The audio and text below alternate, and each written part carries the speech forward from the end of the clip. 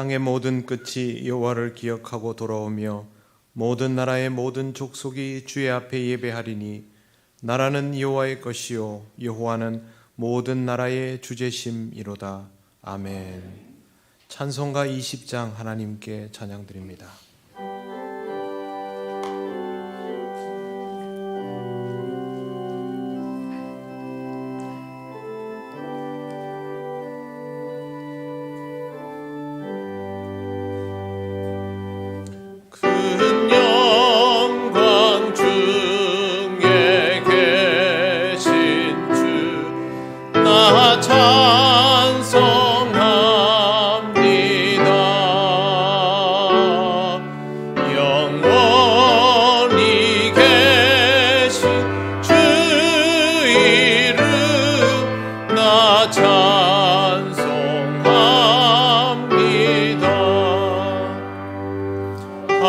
한없이 크신 능력을 나 찬송합니다.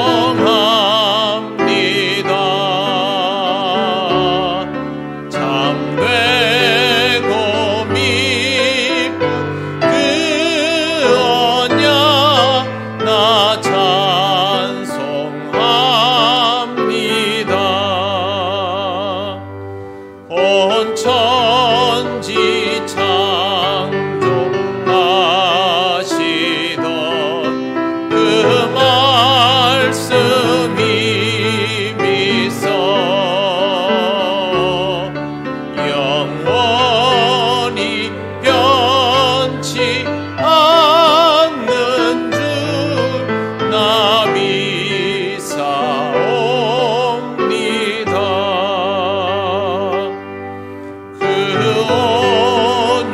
온유하신 금성 날 불러주시고 그 품에 꼭 넣어주시니 나 찬송합니다.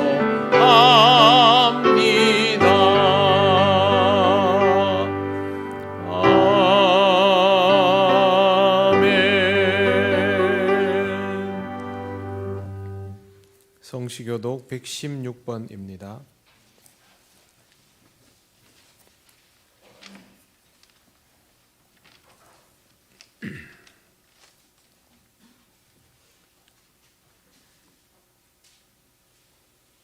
이새의 줄기에서 한 싹이 나며 그 뿌리에서 한 가지가 나서 결실할 것이요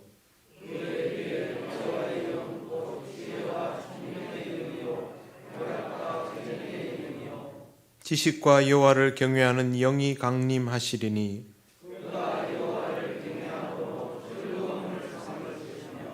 그의 눈에 보이는 대로 심판하지 아니하며 그의 귀에 들리는 대로 판단하지 아니하며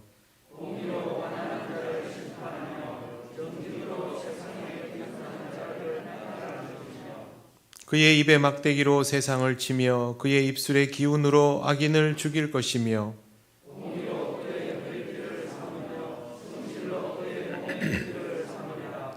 그때에 이리가 어린 양과 함께 살며 표범이 어린 염소와 함께 누우며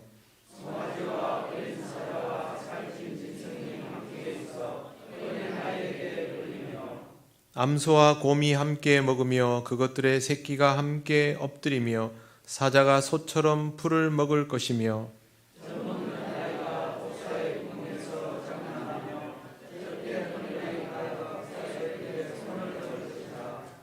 내 거룩한 산 모든 곳에서 해됨도 없고 상함도 없을 것이니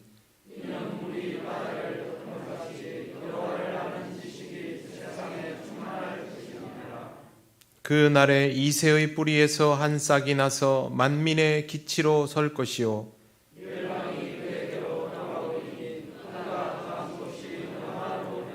아멘.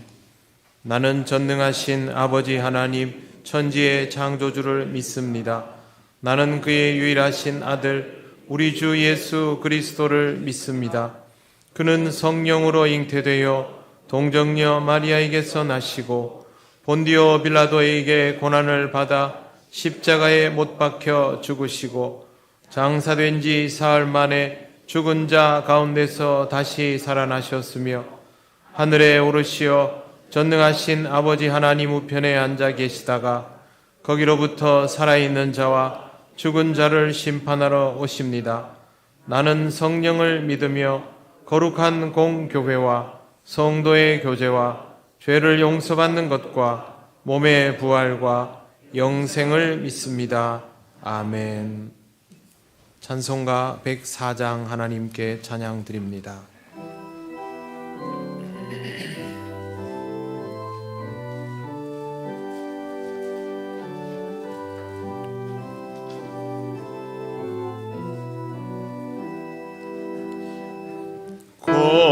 고도소서 임마누엘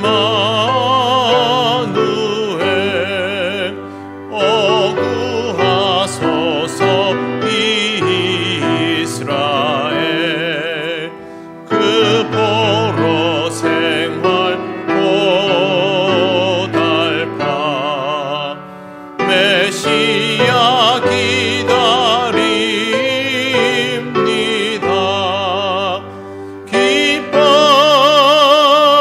기뻐하라 이스라엘 곧 오시리오 임마누엘 곧 오소서 지혜의 주 온 만물 질서 주시고 참 진리의 길 보이사 갈 길을 인도하소서. 기뻐하라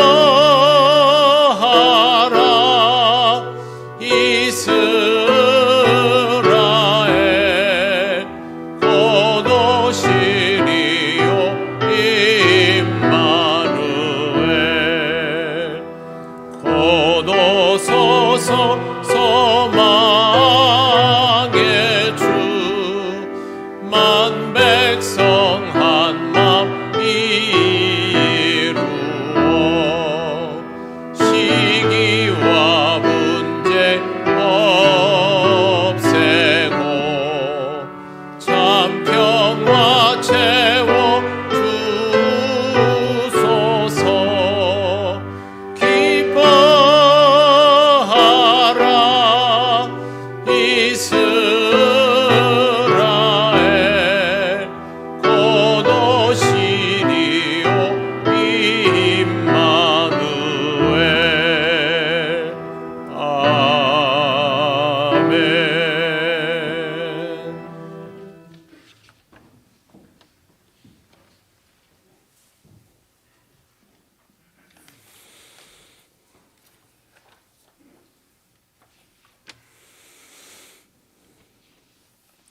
온 땅이여 여호와께 노래하며 그의 구원을 날마다 선포할지어다. 그의 영광을 모든 민족 중에 그의 기이한 행적을 만민 중에 선포할지어다. 우리의 생활 중에 우리로 하여금 하나님께 영광을 돌리게 하옵시며 우리의 입술이 항상 주를 찬양하는 믿음의 생활이 되게 하여 주시옵소서. 죄 중에 죽을 수밖에 없는 저희들을 독생자 예수 그리스도를 믿는 믿음으로 의롭다 하시고 저희들의 죄를 도말하여 주시고 자녀 삼아 주셔서 아바 아버지를 부르게 하신 은혜에 감사를 드립니다. 주저를 한 들판은 휘어져 황량하지만 꽃가는 가득하고 풍족한 계절처럼 저희의 생활도 그러하기를, 우리들 믿음의 모습도 그러하기를 간구합니다. 세상을 바라보면서 근심할지라도 하나님의 도우심을 믿고 바라며 감사함으로 살아가는 하루하루가 되기를 간구합니다. 전쟁과 정쟁의 소식이 아니라 평화의 소리가 화합하고 합심하는 소식이 온 누리에 전하여지기를 원합니다. 아기 예수님의 단위를 기다리며 평화의 왕으로 오신 그리스도의 그 기쁜 소식이 믿음으로 사는 우리에게만이 아니라 세상 사람들에게도 기쁨이 되게 하시고 소망이 되기를 원합니다. 보내는 한 해를 잘 정리하며 후회보다는 잘 살았다는 기쁨과 변함없는 주의 은혜가 항상 함께하였음을 깨닫는 시간들이 되게 하시고 새해에도 하나님의 변함없는 은혜 가운데 살아가기를 원하고 또 바랍니다. 날씨가 점점 추워져 갑니다. 어린 아이들과 어르신들의 건강을 지켜주시고 따뜻하게 겨울을 지낼 수 있도록 주님 함께하여 주옵소서.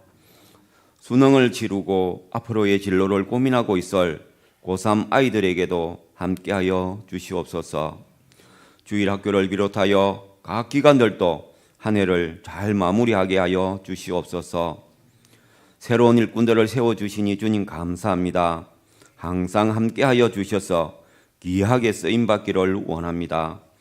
새해에는 자원하여 일하고자 하는 이들이 많이 세워지게 하시어 모이기를 힘쓰며 행복한 성도로 가득한 저희 통영교회 되기를 간구합니다.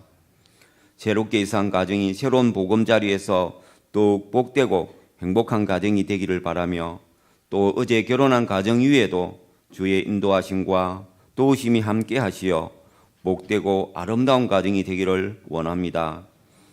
오늘도 변함없이 주의 몸된 교회를 위하여 예배를 위하여 봉사하고 헌신하며 수고로움을 마다하지 않는 손길 위에 주님 축복하시고 은혜를 더하여 주시옵소서.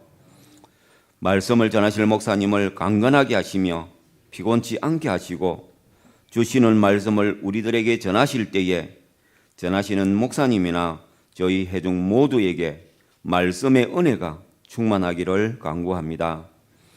우리의 구원의 기쁜 소식이 되시는 예수 그리스도의 이름으로 기도드리옵니다. 아멘.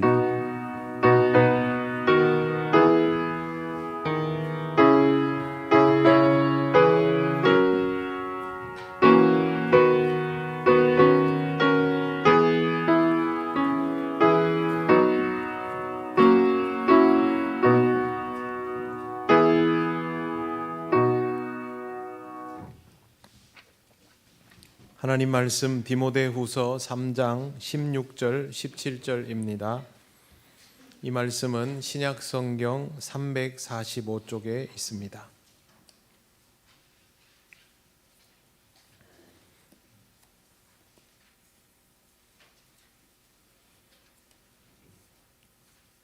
디모데후서 3장 16절 17절 말씀을 봉독합니다. 모든 성경은 하나님의 감동으로 된 것으로 교훈과 책망과 바르게 함과 의로 교육하기에 유익하니 이는 하나님의 사람으로 온전하게 하며 모든 선한 일을 행할 능력을 갖추게 하려 함이라. 아멘. 기도드리겠습니다. 하나님 감사합니다. 오늘도 주신 이 말씀을 함께 나눕니다. 말씀을 통하여 하나님의 뜻을 알게 하시고 하나님과의 온전한 약속의 자리로 나아가는 심령이 되게 하옵소서. 예수님 이름으로 기도드립니다. 아멘.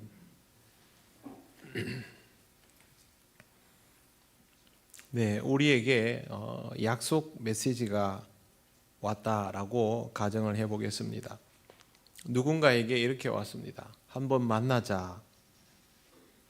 이것만 가지고 이 약속이 어떻게 되는지 알 수 없습니다. 또 다른 사람에게는 이렇게 약속이 왔습니다. 강구 안으로 나와라. 이것만 가지고도 만날 수 없습니다. 다른 사람에게는 이렇게 왔습니다. 12월 12일에 만나자. 12월 12일에 어디에서 몇 시에 만나야 하는지 모르니 성립되지 않습니다. 또 한 사람에게는 이렇게 연락이 옵니다. 오전 11시에 만나자. 11시에 만나는 건 좋지만 어디에서 만나야 하는지도 알 수 없습니다. 이 메시지가 모두 합쳐지면 12월 12일 오전 11시 강구 안에서 만나자가 됩니다. 다 그 안에 들어있는 정보들은 사실이지만 이 정보가 조합되지 않으면 만남은 불가능해집니다. 유대인들이 하나님의 택한 백성임을 자부하고 살아왔지만 그들이 하나님의 말씀을 통하여 정보를 소유하는 방식이 이와 같이 생각보다 굉장히 단편적이었습니다. 조합이 되지를 못했습니다.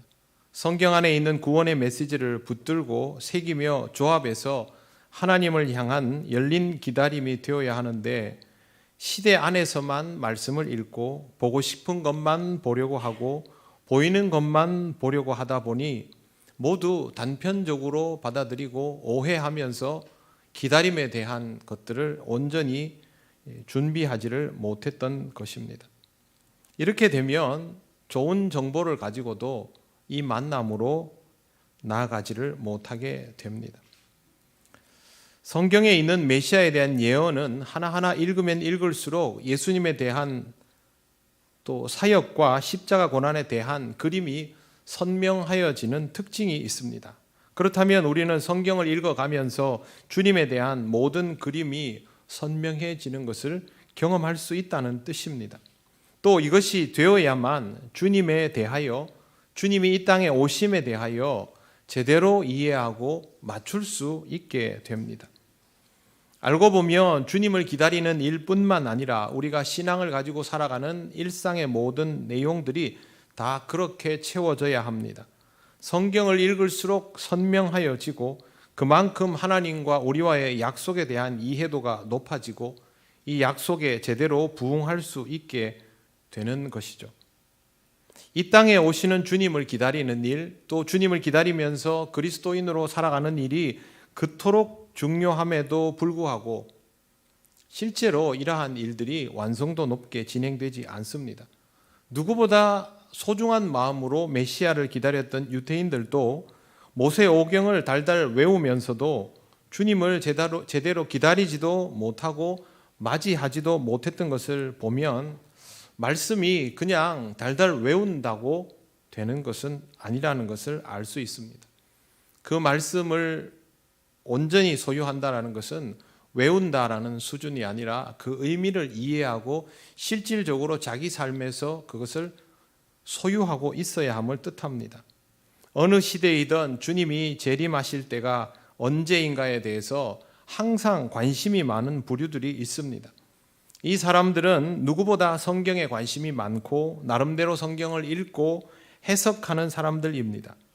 그런데 이 사람들이 항상 자신이 살아가는 시대 속에서 무리를 일으키고 혼란을 초래해 왔습니다. 그것은 성경에 대한 접근이 잘못되었기 때문입니다. 성경은 보고 싶은 것을 보기 위해서 읽는 책이 아니라 보게 하시는 것을 보기 위해서 읽는 책입니다. 성경을 보고 싶은 대로 보려고 하면 얼마나 어리석어지는지는 성경을 문자대로만 읽으려 하는 사람들, 또 시한부 종말론자들을 보면 알 수 있습니다. 성경에 보면 예수님의 재림에 대해서 제시하는 전조 현상들이 몇 가지 있습니다. 지진과 기근, 전염병, 전쟁 이런 것들이 대표적입니다. 먼저 전쟁입니다. 전쟁을 직접 경험하는 사람은 종말의 공포를 직접 경험하는 느낌을 가집니다. 우크라이나 사람들이 그동안 겪어왔던 일들이 어떠하겠습니까? 내가 언제 죽을지도 모르고 내 가족이 언제 죽을지도 모르고 내가 알고 있던 사람들이 어느 날 갑자기 처참하게 죽어나가는 광경을 보면서 종말과 다름없는 공포를 느꼈을 것입니다. 자기가 직접 전쟁의 중심에 있지 않다 할지라도 세계에서 큰 전쟁이 일어나는 것을 보며 말세가 가까워졌다라고 생각하는 그리스도인들이 생각보다 많습니다. 20세기를 대표하는 미국의 문명사학자 윌 듀런트라는 사람이 자기 책 역사의 교훈에서 이런 말을 하였습니다. 그 사람은 선사시대, 역사시대에서 역사시대를 자기가 글을 쓸 때를 기점으로 역사시대가 3421년이라고 하면서 그 중에 전쟁이 없었던 해는 268년에 불과하다라고 말합니다. 그러면 전체의 7.8%만 전쟁이 없었고 나머지는 항상 전쟁이 있었다는 뜻입니다. 또 20세기인 1945년에서 1990년까지 지구촌에서 전쟁이 없었던 시기는 단 3주밖에 없다고 말합니다. 그러면 인류의 역사에는 항상 전쟁이 있었다라고 말해도 좋을 정도 아닙니까? 그러면 전쟁을 가지고 종말의 전조현상이다라고 단정할 수 없는 것입니다. 우크라이나 전쟁은 전 세계로 번질 것 같고 그 외에 국지전은 아직 괜찮은 것 같고 현대 전쟁은 그렇게 이해하면 안 됩니다. 국지전처럼 보이는 그 전쟁도 세계 열강들이 다 연결되어 있기 때문에 언제 아주 작은 일 하나로 전 세계로 번질 수 있습니다. 위험한 것으로 말하면 다 똑같은 것이죠. 이걸 가지고 전쟁을 볼 때마다 종말이다, 종말이다 그렇게 해버리면 아무것도 못하게 됩니다. 전염병과 기근도 마찬가지입니다. 코로나가 우리에게 너무도 큰 타격을 주었지만 역대 전염병 1위는 천연두입니다. 천연두로 인해서 최소 3억 명, 최대 5억 명까지 사망한 것으로 알려져 있습니다. 치사율이 무려 30%나 되다 보니 셋 중에 하나는 죽는다고 봐야죠. 물론 지금은 이 천연두에 대한 공포를 거의 벗어났습니다. 그럼에도 불구하고 역대 가장 많은 사망자를 낸 병이 바로 천연두입니다. 2위는 흑사병입니다. 최대 6천만 명, 최소 4천만 명 이상 사망한 것으로 알려져 있습니다. 이와 비슷한 사망률을 보이고 기록도 더 정확한 것이 있는데 20세기 초에 있었던 스페인 독감입니다. 독감의 위력을 모르고 있다가 거의 무방비 상태로 당했기 때문에 그때 5천만 명 정도가 사망했다고 전해집니다. 말라리아는 연간 50에서 100만 명 정도가 사망하고 있습니다. 50만 명이라고 말해도 100년이면 5천만 명입니다. 에이즈 사망자도 2,300만 명이 넘습니다. 코로나의 총 사망 숫자는 660만 명입니다. 그런데 이게 3년 만에 나온 숫자입니다. 그러니 시간이 길어지면 지금 우리가 굉장히 강력한 대처를 하고 있지 못하지 않습니까? 그래서 사망자는 앞으로도 계속 나올 텐데 그러면 이 숫자도 어디까지 올라갈지 모릅니다. 방금 언급한 이런 병들이 예민한 사람들이 이런 병들을 접할 때마다 다 종말을 떠올렸습니다. 그러나 이것을 전조현상으로 단정하고 지금 당장 우리가 실질적으로 경험하는 종말이 왔다라고 단정할 수 없습니다. 요즘도 있는지 모르겠는데 충무교를 지나면 거기에 누가 종이로 붙여놓은 게 있습니다. 7년 대환란 에볼라 바이러스 이렇게 붙여놓은 게 있는데요. 에볼라 바이러스 사망자 숫자는 여기에 끼지도 못합니다. 인류의 역사에서 이런 엄청난 인명피해를 낸 전염병은 계속 존재해 왔고 앞으로도 계속 있을 것입니다. 세 번째는 이상기후입니다. 과거의 기록이 지금처럼 선명하지는 않지만 이상기후에 대한 기록도 분명히 있습니다.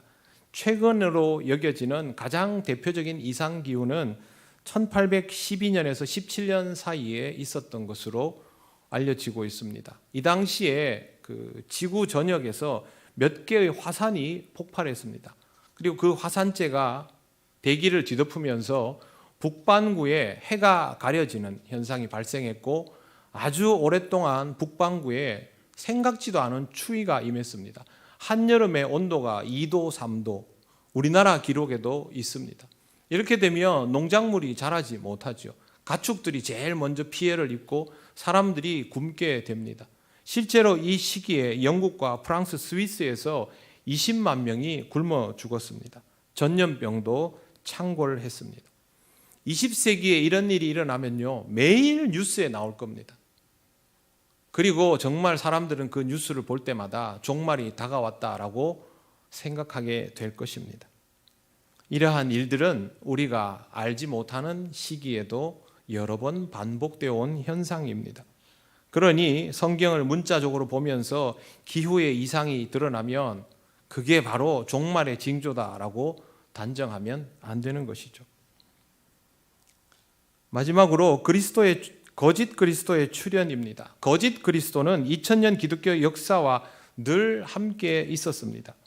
그러니 거짓 그리스도가 출현하면 그때가 종말이다라는 생각을 그리스도인들이 2000년 동안 해온 것이 사실입니다. 그러나 우리가 생각하는 그런 식의 종말은 아직도 오지 않고 있습니다. 그러면 다르게 보아야 하지요. 항상 기근이 있고 지진이 있고 전염병과 전쟁이 있고 이상기후도 있고 거짓 그리스도도 있다면 종말이 언제인지를 알아내려 할 것이 아니라 언제나 종말에 대한 긴장감을 가지고 살아야 한다라는 발견을 해야 하는 겁니다.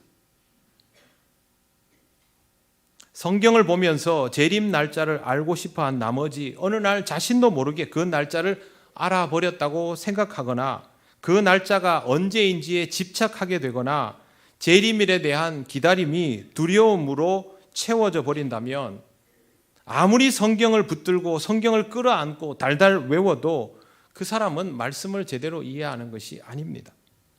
지금 내가 살아가고 있는 시대에 종말에 대한 모든 징조가 있음을 발견한다면 종말이 언제나 우리에게 가까이 있음을 알고 그래서 깨어 있어야 하는구나라는 생각을 하게 되는 것이 중요합니다.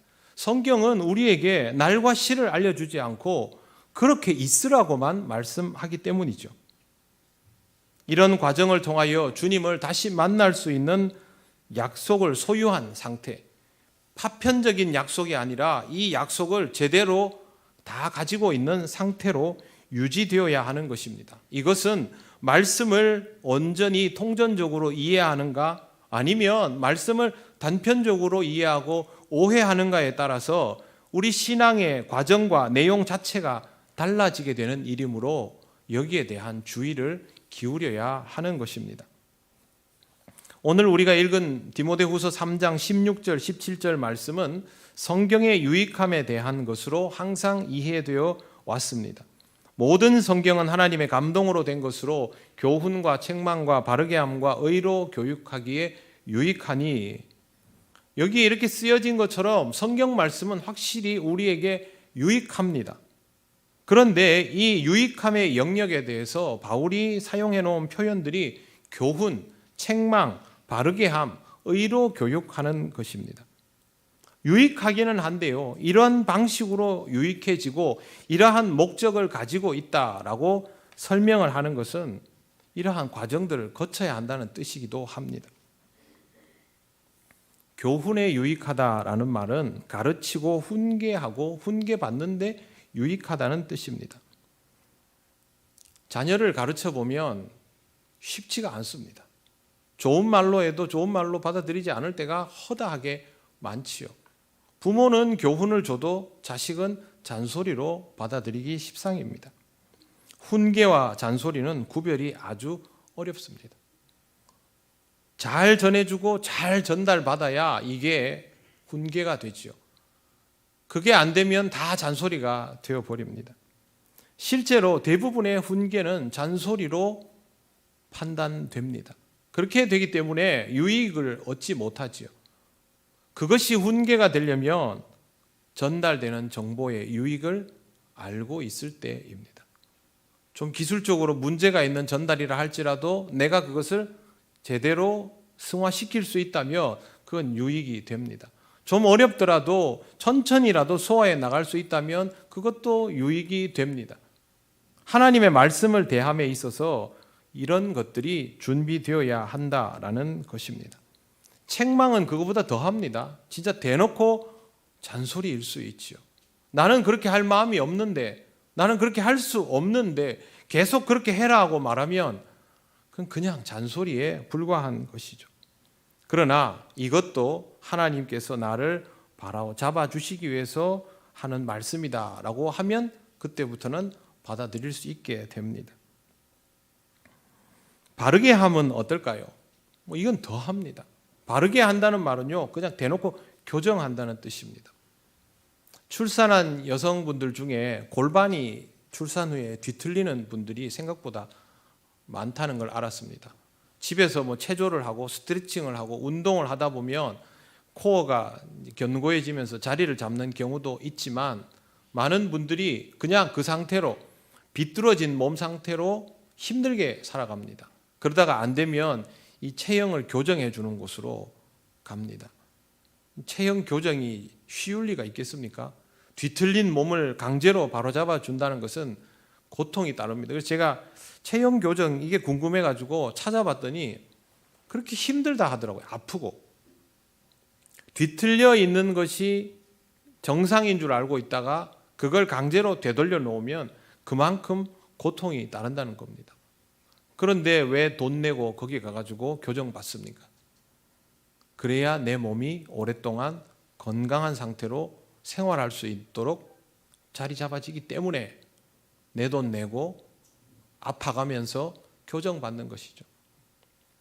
신앙생활을 함에 있어서 말씀이 우리를 바로 잡으면 바로 잡아져서 좋구나 시원하구나가 아니라 제일 먼저 엄습하는 것이 아픈 겁니다.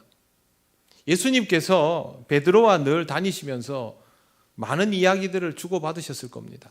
매일 그렇게 다니면 좀 얘기하기 편하지 않겠습니까? 선생님 이건 이렇고요 저건 저렇고요 뭐 지나가다가 농담도 한마디 하고 또 경우에 따라서는 베드로가 나름대로의 리더십과 책임감을 가지고 있으니까 자기가 앞장서서 뭘 하기도 하고 그럴 겁니다. 그러다가 예수님께서 순환 예고를 하고 이럴 때 베드로가 막아섰습니다. 그때 마태복음 16장 21절에 보면 예수께서 베드로에게 하신 말씀이 있지 않습니까? 사탄아 내 뒤로 물러가라. 너는 나를 넘어지게 하는 자로다. 매일 같이 밥 먹고 잠자고 누구보다 예수님과 가까이에서 편하게 대화할 수 있었던 베드로가 예수님으로부터 직접 사탄아라는 말을 들으면 어떻게 했습니까? 상처와 충격이죠. 어쩌면 이 말 한마디로 바로 떠날 수도 있습니다. 그러나 베드로는 계속 주님을 따릅니다. 이 말은 베드로에게 유익한 말이죠. 베드로가 실족하지 않도록 주는 말씀인 것입니다. 우리가 하나님으로부터 이런 교정을 당할 때가 있습니다. 아프지요. 그러나 이것이 유익함을 안다면 우리는 힘들고 어려울 때, 내가 비뚤어졌다고 생각될 때, 어리석고 교만해질 때 오히려 주의 말씀 앞으로 나아가는 것입니다. 성경은 바로 이런 유익이 있습니다. 의로 교육하기에 유익하니 의로움을 주입당하는 것이라고 저는 해석합니다. 의라고 생각하면 올바름을 먼저 떠올리는데요. 바울이 말하는 의는 하나님의 의입니다. 우리는 채워야 의로움을 경험하고 의로움을 표현하고 의로움을 연습하고 조금 할 수 있지만 하나님은 그 자체가 의로우시기 때문에 그 의로움이 드러나는 겁니다. 우리는 채워야 되고 하나님은 발현되는 것이죠. 향기로 말하면 우리는 향수를 뿌려야 되지만 하나님은 향기가 나는 존재다. 그렇게 이해하시면 되겠습니다. 하나님의 속성이기 때문에 그것을 의롭다고 하는 것입니다. 이게 우리에게 유익하다는 것을 알아야 내가 하나님으로부터 이 부분이 채움받아져야 한다라는 쪽으로 나아가게 되지 않습니까? 그런데 여러분 이거 유익은 굉장히 큽니다. 도덕적으로 살려고 한번 해보십시오. 쉽습니까? 교통법규 지키는 것도 어렵습니다. 저는 요즘 교회 오고 갈 때마다 시속 30km 그 카메라가 무섭습니다. 이 짧은 거리에 웬 카메라가 그렇게 많은지요? 일부러 하려면 어렵지요.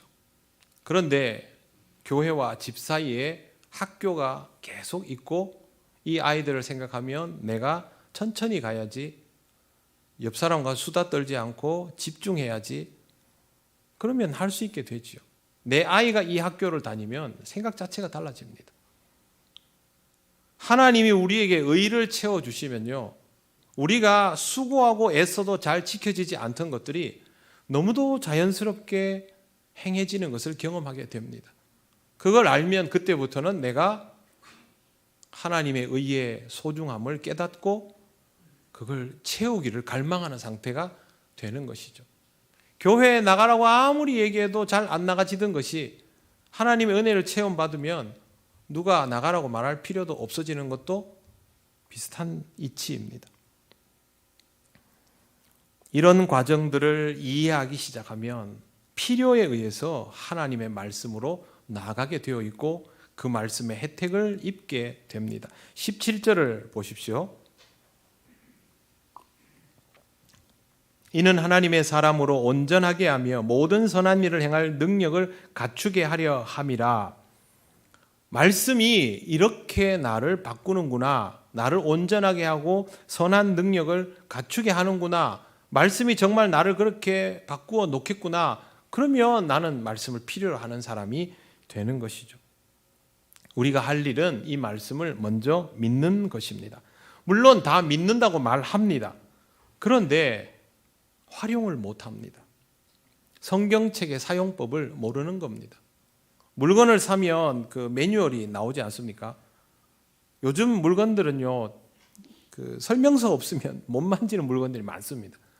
그런데 내가 이 설명서를 절대 펴지 않고 내 마음대로 계속 만지면서 나는 이 설명서를 신뢰한다라고 말하면 이게 신뢰하는 거 아니지 않습니까? 우리가 성경을 그런 식으로 대한다는 것이죠. 예전에 그 기도원이나 시골의 교회에 수련회를 가면 예전에 수련회 프로그램이 되게 빡빡하지 않습니까? 그럼 중간에 휴식 시간을 줍니다. 그 휴식 시간에 꼭 보면 성경책을 베고 들어누워서 자는 애가 하나씩 꼭 있습니다. 그리고 그때 목사님, 전도사님이나 선생님들이 그 모습을 절대 그냥 내버려 두지 않죠. 야, 왜 성경을 머리에 베고 자느냐? 그렇게 얘기를 하면 이 아이들이 하는 대답이 해마다 똑같습니다. 뭐겠습니까? 목사님, 베고 딱 자고 일어나면 머리에 쏙쏙 들어갑니다. 이렇게 대답합니다. 그런 친구들은 늘 그렇게 대답했습니다. 근데 여러분 진짜 성경 베고 자면 머리에 쏙쏙 들어갑니까? 그럴 수 없지요. 옆구리에 끼고 있으면 성경이 머리에 쏙쏙 들어갑니까? 몸에 들어갑니까? 펼쳐가지고 이렇게 있으면 들어갑니까? 아닙니다. 성경은 그렇게 해서 알아지는 것이 아닙니다. 성경 말씀은 매우 쉽기도 하고 반대로 아주 어렵기도 합니다. 어떨 때는 직관적으로 바로 알아지기도 하지만 아무리 봐도 이해가 안 될 정도로 어려울 때도 너무 많습니다.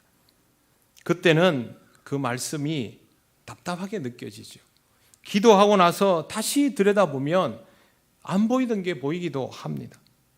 성경 말씀은 하나님의 감동으로 된 것이기 때문에 지식만으로 알아지지 않습니다. 그렇다고 지식이 필요 없는 것도 아닙니다. 내 절박함을 하나님이 만나 주실 때 내 지식으로도 도달할 수 없던 것들에 도달하게 되고 읽혀지고 깨달아지는 것이 성경 말씀의 신비입니다. 시편 많이 읽지 않습니까? 그런데 다윗이 누구인지도 모르고 다윗의 시편을 아무리 읽어본들 그것은 거기에 써진 노래에 자기 감정을 이입하는 것밖에 되지 않습니다. 가룟 유다를 모르고 그를 정죄해 본들 그 역시 낯간지러운 자기 부정밖에 되지 않습니다. 유태인들을 모르고 성경을 읽는 것은 어떨까요? 알파벳을 모르고 영어 공부하는 것과 똑같다고 생각합니다. 예수님을 모르면 정말 아무것도 안 됩니다. 성경을 읽을수록 예수님이 조금씩 더 알아져야 하고 그러면 그 알아진 자리에서 내가 읽어왔던 성경을 다시 읽어야 합니다. 내가 주님을 알아가면 알아갈수록 그동안 읽어왔던 말씀은 새롭게 조명됩니다. 그러면서 말씀에 대한 이해도 함께 깊어지게 되는 것이죠. 성령 하나님에 대하여서도 마찬가지입니다. 성령 하나님을 통한 신비적 경험을 이야기합니다만 정말 중요한 건 그게 아니라 성경 속에서 성령께서 하시는 역사들을 읽고 그것을 공감하는 것입니다. 성령께서 어떻게 일해 오셨는가를 알아야 내게 일어나는 신비적인 경험들이 진짜인지 아닌지를 알 거 아닙니까? 내가 그렇게 믿고 싶다고 해서 나는 너무도 강하게 각인되었다고 해서 이게 성령님의 역사하심이다라고 단정해버리면 끝납니까? 그렇지 않습니다. 중세 사람들끼리 그 종교적으로 기독교인들끼리 막 전쟁할 때도요, 날마다 그렇게 했습니다. 하나님이 우리에게 역사하셨다. 이것도 징조다. 저것도 징조다. 그럴 수 없습니다. 성부 하나님의 뜻을 볼 수 있도록 성경에서 조금씩 더 알아줘야 합니다. 그래야 이 땅을 보면서 하나님을 경험할 수 있지 않습니까? 이런 것들이 하나하나 알아져야 하나님 나라에 대한 그림이 그려지고 그 나라에 속한 자로 이 땅을 살아가는 구체적인 방법들을 알게 되며 바울처럼 성경이 얼마나 유익한지를 말할 수 있게 됩니다. 바울이 이렇게 구체적으로 정의 내리면서 말하는 이유가 무엇일까요? 자기 자신이 말씀을 가지고 그렇게 사용하며 살아왔기 때문에 이 말을 할 수 있는 겁니다. 그렇지 않으면 누군가가 이렇게 이야기했더라, 아니면 나는 이렇게 생각한다 라는 표현밖에 못합니다. 바울은 그렇게 말하지 않습니다. 이렇게 해라. 이것은 이런 뜻이다. 성경은 읽고 그렇게 받아들여져야 한다. 분명히 말하고 있지 않습니까? 그가 그렇게 살아왔기 때문이죠. 제가 여러분에게 설교할 때 여러분들에게 저는 이렇게 생각합니다. 이거는 뭐라고 합디다. 그럼 아무 소용없습니다. 하나님께서 저에게 말씀을 주시면 제가 그 말씀을 붙들고 고민을 하고 씨름을 하고 소화를 하고 여러분들에게 전해야죠. 여러분들이 다른 사람에게 말씀을 전할 때, 자녀들에게 말씀을 가르칠 때도 똑같습니다. 내 것이 아니면 전할 수 없습니다. 내 것으로 만드는 과정이 얼마나 중요하고 무섭습니까? 하나님을 알지 못하는 자에게 성경책은 그냥 두꺼운 책, 어려운 책, 고리타분한 책에 불과하지만 하나님을 알게 된 사람에게 성경은 살아있는 말씀입니다. 말씀이 나를 찾아와서 조명하는 것을 경험해 보면 이게 확 느껴집니다. 내가 책을 편다고, 내가 성경을 편다고 내가 성경을 읽는 게 아닙니다. 하나님의 인도하심이 나로 하여금 이 말씀을 펼치도록 하고 거기서 나에게 말씀하여 주시는 것이죠.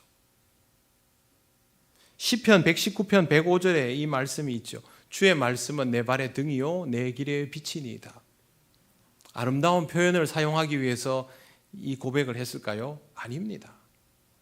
그의 삶에 이와 같은 경험이 있기 때문에 이 노래를 하는 겁니다.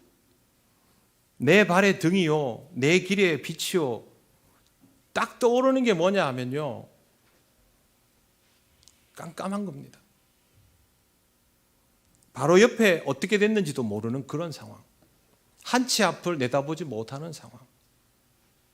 그래서 내가 가지고 있는 경험으로는, 내 지식으로는 지금 할 수 있는 것이 하나도 없는데, 그때 하나님의 말씀이 나로 하여금 걸음을 옮기게 하고 내 주변에 대한 두려움을 떨치게 하면 이렇게 고백하는 것이죠. 그때 말씀의 위력을 깨닫게 되는 것입니다. 우리는 성경 말씀에서 이렇게 도움과 해결을 경험하는 단계에까지 나아가야 됩니다. 성경 말씀을 통해서. 그래야만 성경 말씀을 귀하게 여기고 붙들고 삽니다. 안 그러면 여러분은 성경을 읽지 않거나 형식적으로 읽거나 오해하면서 읽거나 그렇게 할 겁니다. 그러면 유익이 없죠. 오늘 말씀처럼 유익하니라고 말해도 와닿지 않습니다. 약속 장소와 시간도 모른 채 기다리고 있다라고 스스로에게 위안을 주는 것과 같습니다. 제대로 만날 수 없죠. 어떻게 해야 할까요? 먼저 성경 말씀을 읽어야 합니다. 그리고 궁금해해야 합니다. 읽으면 궁금해집니다. 일단 성경 읽으면 모르지 않습니까? 읽으면 다 압니까? 모르지요. 궁금한 건 투성입니다. 궁금해지는 것이 성경을 읽고 있다는 첫 번째 특징입니다. 성경을 읽고 이해가 되고 와닿으면 아멘 하게 됩니다만 아멘부터 하지 마십시오. 그건 잘 모르면서 상대방에게 대충 알겠어요 라고 대답하는 것과 똑같습니다. 그렇게 할 수 없다면 아멘을 먼저 말하지 마시고 하나님 앞에 물음표를 가지십시오. 왜를 먼저 하십시오. 묵상하고 기도하며 성경을 읽어 나가십시오. 사마리아인이 강도 만난 자를 도왔는데 왜 사마리아인일까? 하나님은 왜 사마리아인이라고 우리에게 말씀하셨을까? 중풍병자를 지붕에서 내렸을 때에 본인의 믿음이 아닌 주변인의 믿음에 대한 응답으로 그를 낫게 하신 이유가 무엇일까? 안 궁금하십니까? 풍랑을 만나서 제자들이 배 안에서 벌벌 떨고 있는데 예수님은 왜 주무실까? 배가 흔들리는 것도 못 느끼실까? 깊은 잠이 들으셨나? 궁금하지 않습니까? 궁금해야 됩니다. 궁금증이 호기심이 되고 그것이 관심이 되고 그 관심이 이해를 돕습니다.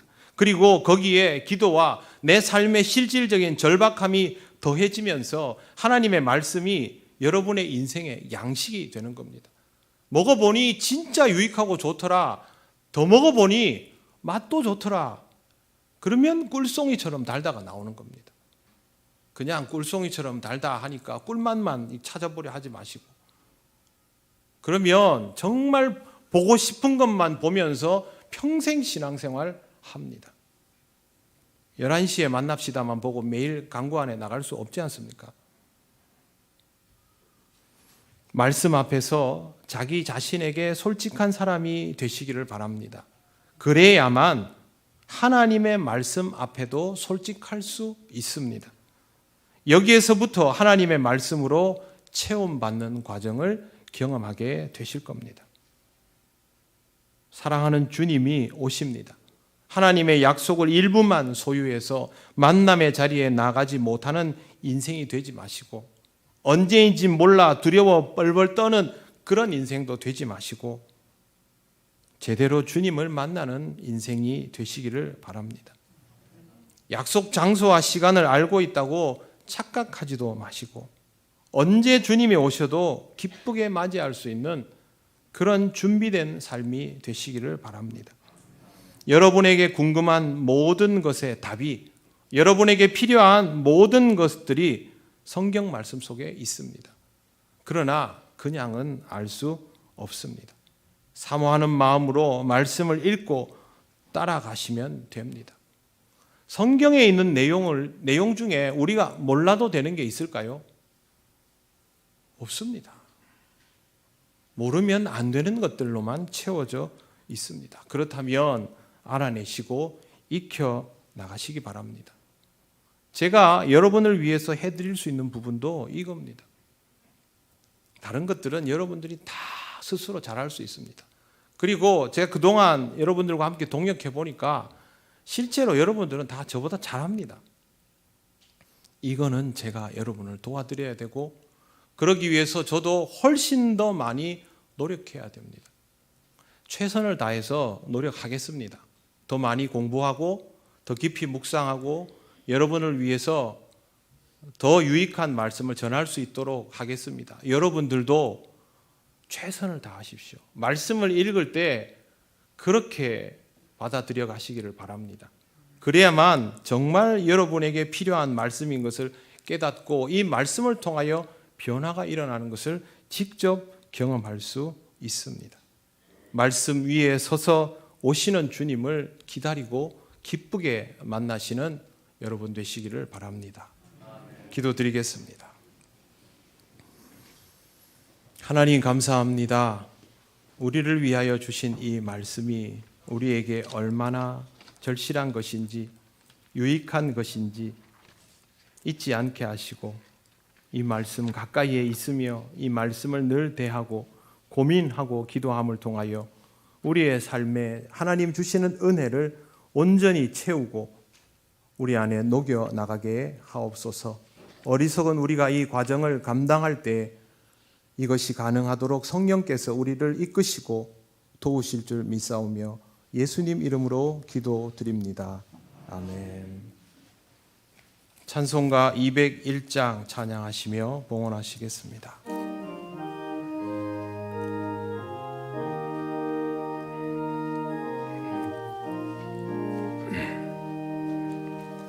참 사람 되신 말씀 하늘의 지혜요 변하지 않는 진리 온 세상 빛이라 주 말씀 성경에서 찬란히 빛나고 내 길에 등불 되니 늘 찬송하리라 주께서 세운 교회 이 말씀 받아서 그 귀한 빛을 비춰 온 세상 밝힌다 귀중한 성경 말씀 금보다 귀하고 주님의 귀한 모습 잘 드러내도다 이 말씀 깃발처럼 드높이 날리니 어두운 바다 위에 등대와 같도다 이 고해 같은 세상 나 평생 지낼 때 그 말씀 나의 길에 등불이 되도다 님의 몸 된 교회 빛나는 등 되어 이 세상 만민 앞에 비추게 하소서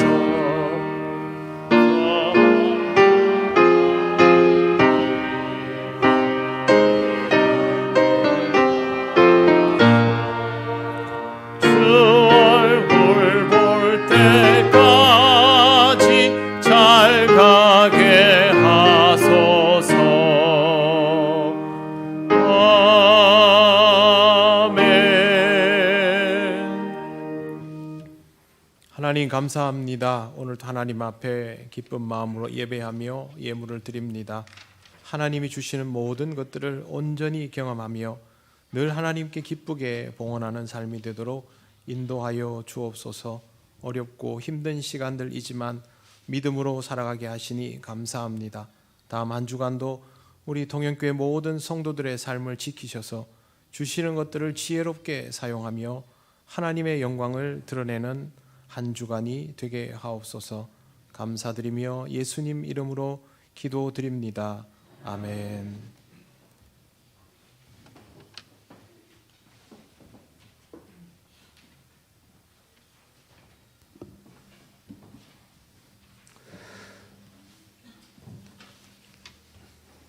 교회 소식을 알려드리도록 하겠습니다.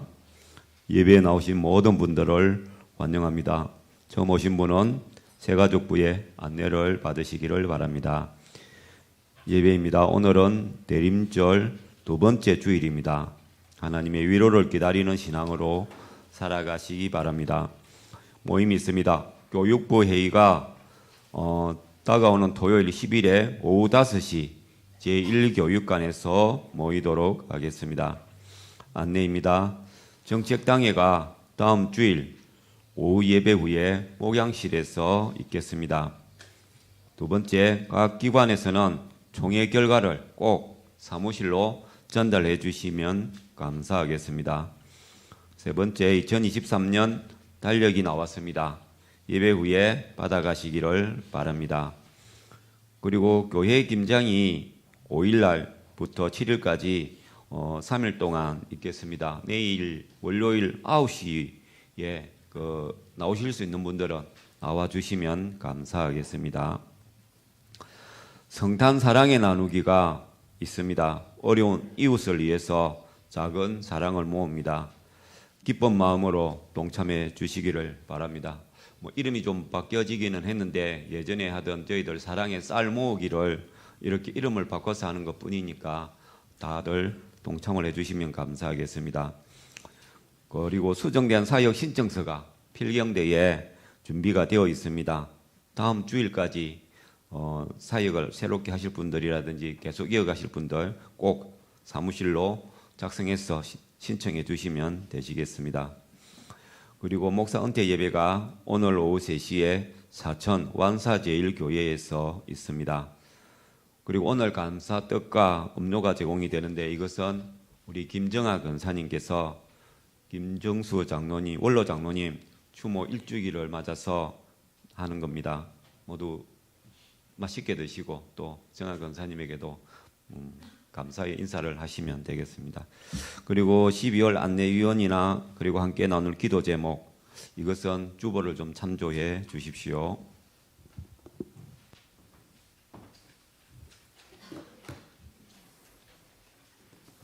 예전에 그 사랑의 쌀 모으기 할 때 한 해인가요, 2해인가요? 이게 잘 모아지지 않아서 염려를 하고 했던 적이 있는데요. 그 이후부터는 굉장히 이렇게 빨리 액수가 모아지고 그 액수도 커지고 하는 그런 경험들을 했습니다. 여러분 잘 아시는 것처럼 지금 우리 교회는 겉보기의 모습보다 내면적인 변화가 훨씬 큰 공동체입니다. 지금까지 해오셨던 것처럼 교회 사역과 또 함께 이웃 사랑을 하는 일과 영적인 성장을 이루어가는 일에 지금처럼 적극적으로 스스로 원해서 그렇게 감당하시고 또 그것을 통한 유익을 경험하시기를 바랍니다. 그리고 김정아 권사님 제공하시는 그 떡하고 커피입니다. 맛있게 드시고 즐거운 교제를 나누시기 바랍니다. 이제 자리에서 일어나셔서 예배드린 교우들과 인사 나누시겠습니다. 처음 오신 분들과도 인사하시겠습니다.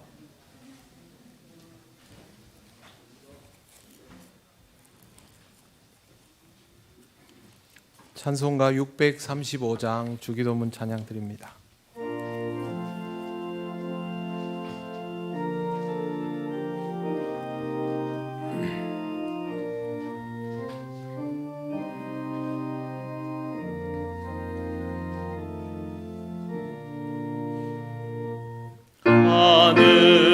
하늘에 계신 아버지 이름 거룩하사 주님 나라 임하시고 뜻이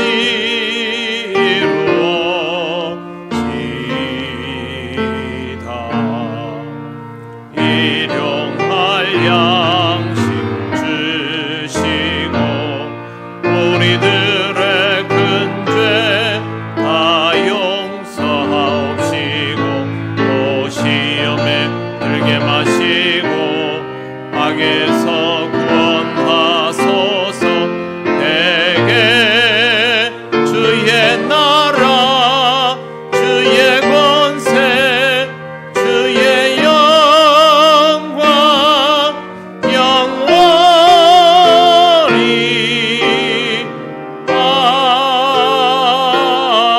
아멘.